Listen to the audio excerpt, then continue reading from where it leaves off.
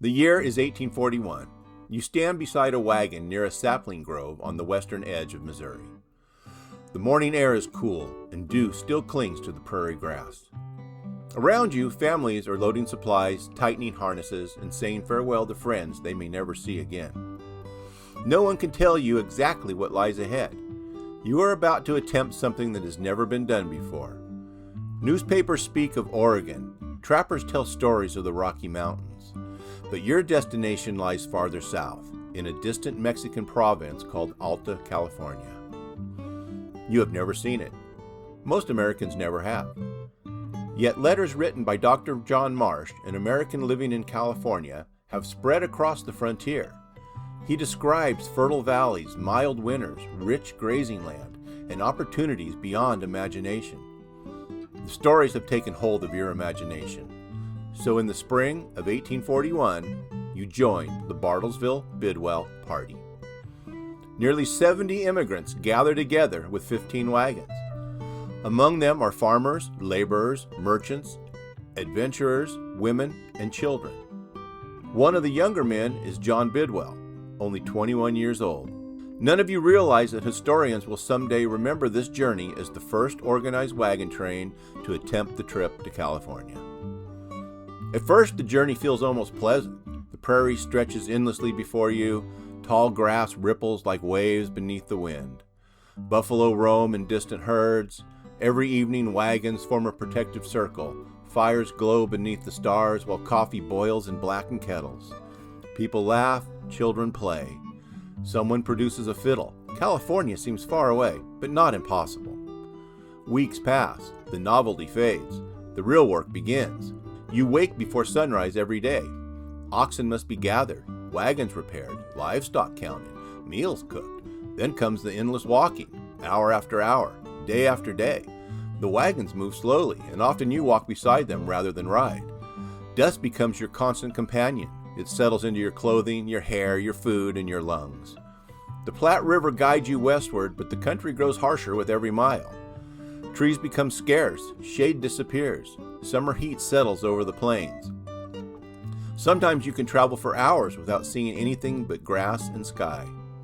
Yet the vastness of the continent also inspires awe.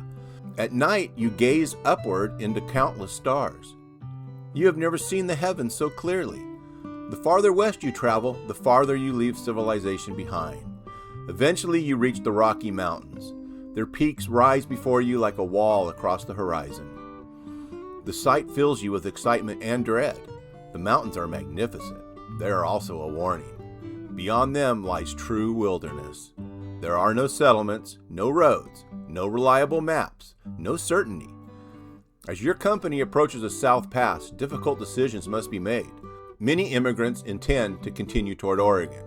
California lies somewhere else. No wagon train has ever successfully reached California overland. No one knows whether the route is practical. Arguments erupt around campfires. Some believe the California plan is foolish. Others insist that turning back would make the entire journey meaningless. Finally, the party divides. Many continue toward Oregon. Only a small group remains committed to California. You stay. When the decision is complete, roughly 34 people continue west toward Alta California. Among them is Nancy Kelsey, her husband Ben, and their infant daughter. The child is carried westward into a land that few Americans have ever seen. Now the real trial begins. Almost immediately, the country becomes more difficult. The maps prove unreliable. Streams disappear. Distances seem endless. John Bidwell later writes that your group's ignorance of the route is complete. You know exactly what he means.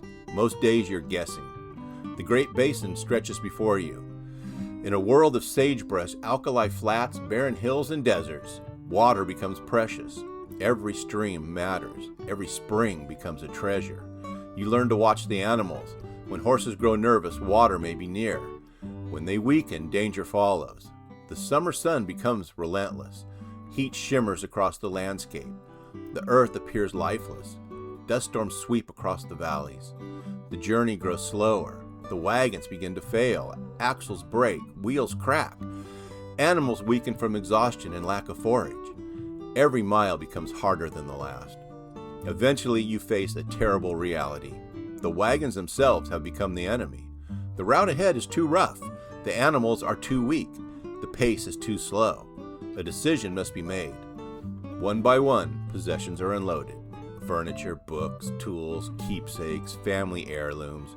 You watch people stare silently at objects that have accompanied them for years. Many never imagined they would abandon these belongings in the wilderness. Yet survival leaves little room for sentiment. The wagons are left behind. You continue with pack animals. Everything you own now fits on the back of a horse or mule. The journey becomes even more difficult. Food supplies shrink, flour barrels grow lighter, bacon becomes scarce, beans disappear, meals become smaller, then smaller still. Hunger becomes a permanent companion. You begin to measure time by meals rather than days. Sometimes hunting provides relief. An antelope, a rabbit, occasionally larger game. But the wilderness offers no guarantees. There are nights when your stomach aches with emptiness. Men who left Missouri strong and healthy now appear gaunt. Faces become hollow, cheekbones protrude sharply, clothing hangs loosely from thin frames. Yet no one speaks of turning back. There is nowhere to return to. The only path leads forward. As autumn approaches, the Sierra Nevada appears. You first glimpse the mountains from a distance. Their peaks rise high above the western horizon. Snow glistens on the summits. The sight is beautiful. It is also terrifying. You know winter is coming. If snow traps the party in the mountains, survival becomes doubtful. The race begins. Every day matters. Every hour matters. You push the animals harder. You march farther. The mountain trails are steep and difficult. Pack animals stumble. Equipment breaks. Cold replaces the heat of the desert. Frost appears in the mornings. The food situation becomes desperate. Many days you think of little except the next meal. Then the next. Then the next. Yet amid the hardship, moments of wonder remain. From high ridges you can see endless forests stretching westward. Streams tumble through granite canyons. Pine trees fill the mountain air with a scent unlike anything on the plains. The beauty of the landscape reminds you why you came. Somewhere beyond these mountains lies California. At last you begin the descent. The transformation feels miraculous. Water flows everywhere. Grass blankets the hills. Oak trees dot the valleys. The air is softer, warmer, more forgiving. You kneel beside a stream and drink deeply. After months of scarcity, abundance seems almost unreal. Soon you enter the Sacramento Valley. The country is magnificent. Immense grasslands stretch toward distant horizons.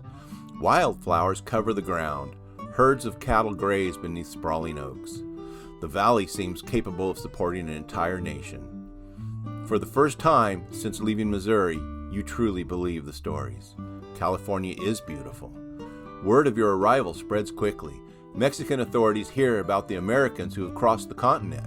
Local Californinos come to meet you. Some are curious, some are cautious, some are hospitable. After months of hardship, their generosity feels overwhelming. Fresh beef appears, bread, vegetables, fruit.